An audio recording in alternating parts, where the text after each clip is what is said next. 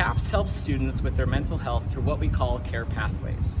Care Pathways is all about working together to create a plan that works for you. We want all students to have options and feel supported in a way that fits them without having to wait or feel overwhelmed about getting support. Through Care Pathways, you can mix and match groups, workshops, identity-inclusive services, free on-demand tools, and more. To get started with our services or check in during stressful moments in your life, you can schedule a Care Pathways counseling and consultation session online at caps.arizona.edu/appointments.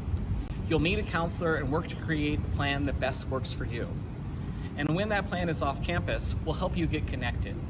Just call for a free resource and referral appointment. Mental health support comes in many forms, and there are a lot of ways to get support. Browse our website to learn more about Care Pathways counseling and consultation sessions to get started.